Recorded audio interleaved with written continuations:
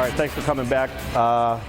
Sully, there will be people out there who are just coming in now who might not have caught the last trivia question answer. So let's get to it. Now we got the question. Now we have the question. Which UB Bull played high school basketball for new head coach Nate Oats? The answer is, it's A, Justin Moss, who played for him in Detroit, which was the main reason that Moss ended up at Buffalo. Raheem Johnson played for him. One of a bench guy. It's a pretty good program up there. We're going to get to Nate Oats in just a minute. I just want to touch quickly on who the Sabres might be looking at as their next head coach. The big name out there is Mike Babcock, who is if you can get him, you get him, because he's one of the best coaches in the National Hockey League. He has a history of success. He's coached Team Canada. He's won Stanley Cups. This guy knows what's going on. And from the way that I understand it, is that Babcock would be interested in Buffalo, but really, Sully, only if they have McDavid. That he's more intrigued by the McDavid part of this equation than anything else. The others, of course, Luke Richardson, he has a history with Tim Murray. He is now coaching the Binghamton Senators. John Tortorella, who we know, he was an assistant coach here in Buffalo under John Muckler, as a matter of fact. Dan Bilesma is interesting to me. He coached the Penguins. He took over for Michel Therrien the year that they won the Cup, and that, he had a group of young, good players that included Sidney Crosby, helped them along, ended up winning the Cup, and then, basically wore out his welcome. Claude Julien, he's the coach of the Bruins, and there's been talk that he could get fired. I don't see that happening.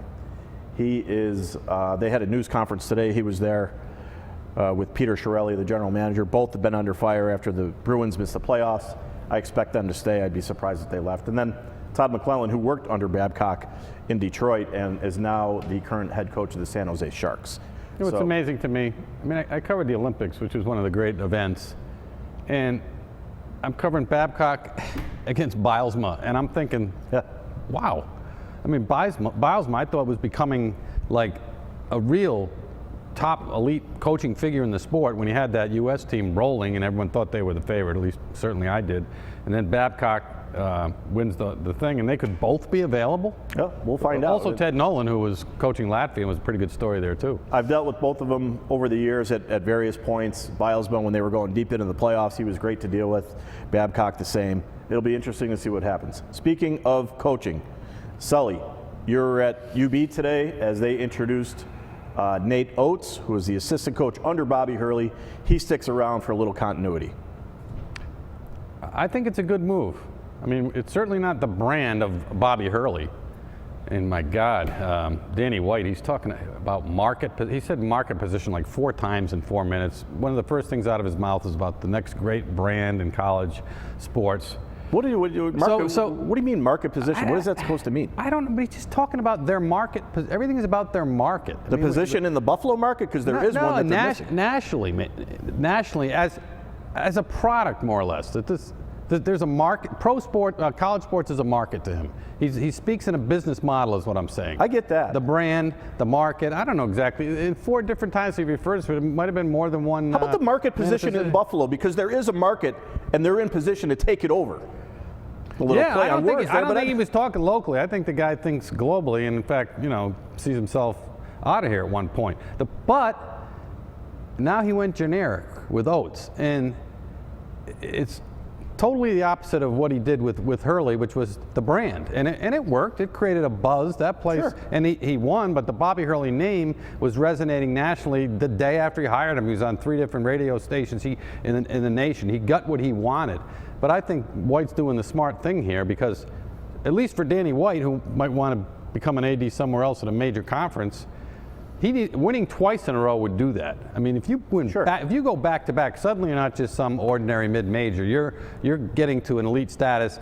And my point is, I think he has a better chance to do it with this guy Oats than by going after some guy like Chris Collins on Duke's bench, or any version of that. Let me ask you this, or allow me to make this point. Is there any chance, do you think, that Danny White is purposely dialing it down a little bit? Because when you have a guy like Hurley or any big name guy, it is tougher to manage and it gets more expensive quicker. And Nate Oats is going to be here for a couple of years, no matter how much he wins. He's not going to come back and start demanding more money the way that Bobby Hurley would. There isn't going to be a long line of power conference schools that are looking for Nate Oats after one season at Buffalo the way that they were Bobby Hurley after 2 years.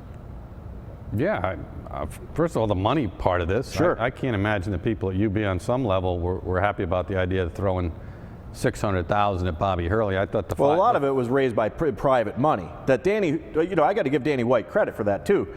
He worked hard to raise some of that money. They could only come up with $300,000. He had to go out and get the rest of that money. $250,000, $300,000 by tapping into alumni and whatever resources he could find. But carry on. I know, and I understand that. It still sets a higher standard for paying athletic people at what is a top academic institution. I think it creates some political unrest within the university. And there's, on one level, they would prefer not to have that. They'd much rather win with Nate Oats and be inexpensive. I can't think he's making a ton of money. Did Nate Oats tell you at all who would be sticking around? I know that Lamonte Bearden, he's a good candidate to join Hurley at Arizona State, in part because Hurley wanted Bearden to get stronger anyway, and when you transfer, you have to sit out a year. That would be ideal for Bearden to spend an entire year in the weight room and to get a lot stronger. So he was exposed a little bit against those big, thick West Virginia guards, and I thought that he wore down toward the end of the season a little bit.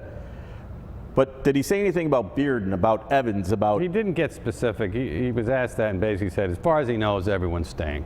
Now that doesn't, and he talked about his two recruits, the freshmen that are coming in that are MAC level talents. Now these are guys he recruited too, which is really easy to do with Hurley behind you, but the other two guys, and the transfers who were high level, now they didn't come up, and I can't see them coming because they were Hurley guys, and I think they'll go elsewhere. So they'll keep intact everybody, I think, on the roster. Bearden, as you said, I think there's a good chance he goes. They add their two freshmen. I think they're still very competitive. Now, if the two transfers come in, and the names escape me, the one that from Houston, they would really load up this team because they're skilled, athletic guys on the wing that would make them even better. But I think they're still in good shape with what they got. All right, Sully, we're going to take a break. It was interesting. We're going to come back and talk Little Masters here on the Bucky and Sully Show.